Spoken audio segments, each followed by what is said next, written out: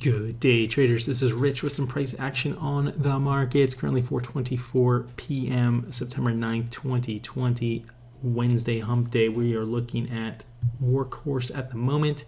Closed at 23.62 today, and it's now trading at 24.77. So this stock was waiting to make its move, but it waited till after hours. I wasn't trading it today, so that's no big deal. I took a few trades today. It was a pretty slow day on the markets, considering we were up 439 the Dow, 293 on the NASDAQ, and 67 on the SPX. Now, remember, we've had a couple, 2 or 3 really bad days, and including was Tesla getting beaten pretty hard from around the 500 level down to the 320, and it got down to 310 in pre-market. And then it rallied a lot today up to 36. So here's your opportunity, right? I was talking about yesterday how I've seen a lot of pain from gains like that reverse tomorrow. You know, drops like yesterday, gains up, drops again. You had your chance. Now's your chance. Do you take some off the table, or do you think it's going to go higher back to 500? Now, could it? Of course it could. Of course, it can go back to 500. If I was in at 500 right now, that was my entry, just as a swing trader, I'd be freaking out right now. There's no doubt. But if I had bought it at 260, 280, 300, this is a great opportunity to take a little bit off the table and take your gain. So if it does reverse in the next couple of days, if we get some bad news of some kind, you got some stuff in your pocket. Yeah, you're going to miss the bigger move if it goes to 500. I mean, I talked about this before. My Apple trade I had for several years, I took it off the table. I missed 200 points on it. I shouldn't say that, because it did go up from a level where I was at before the quarantine and all that good stuff. However, you just have to be realistic. You know, a lot of people get greedy, and when you get greedy, you get wiped in the face. So just be careful out there. We have a nice move on Tesla today. Apple made a nice little bounce to $4 or $5 today. You know, some stocks though, like DocuSign had trouble making it to the green side. I mean, they were 633, but they were down pretty good midday. But a company like Zoom came back after several down days. You know, Zoom almost got to 480 or something like that.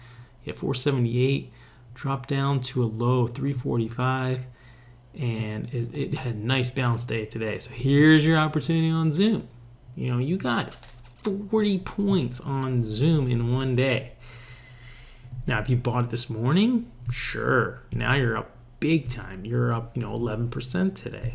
Had you bought it at 280, 330, 370, somewhere in that along those lines, you got to consider what your options are. So I'm not going to get into all that. Just remember, there's nothing wrong with putting some cheddar in your pockets. Okay? So let's go to today's action for me. My favorite stocks, you guys know, are Tesla and Beyond Meat, and I took both of them today. On Tesla, I took the break of the opening price here on this particular candle and got a nice grab on that. Sold way too soon, of course. Pulled back against the entry and then set up later in the day at a break of 360. I got a little bit of a pullback play on that, made some on Tesla here, and then the break at the end of the day at 365. I did a quick in and out, almost a buck trade. I had minimal shares though. I think I only had 25 shares. Problem is, TradeStation just reduced their margin requirement to cash. So you can only trade what you have, one time your buying power, so to speak. So what that means is, if you have, let's say, $100,000 in your account, and you're usually getting 4 times that, which is like 400,000. You could take a good amount of shares. If you have 100,000, you could, or 25,000 in your account, you could take up to 100,000. But if you have 25,000 in your account, you can only take $25,000 against a Tesla trade. They don't want margin on it right now.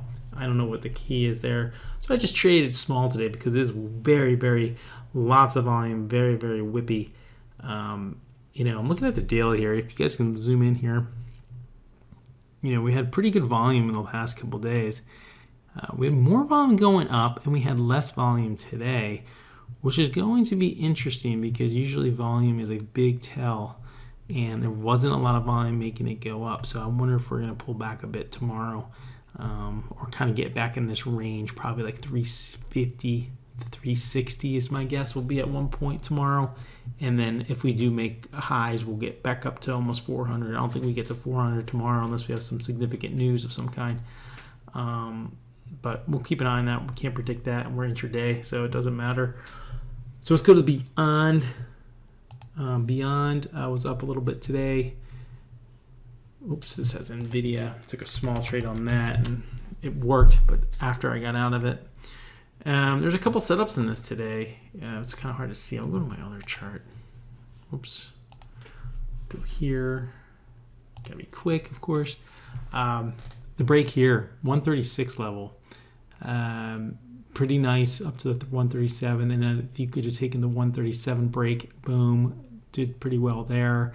And then obviously the 138 break here did well too. So I mean, we had like several trades on Beyond Meat, between Beyond, Tesla, small trade on Apple.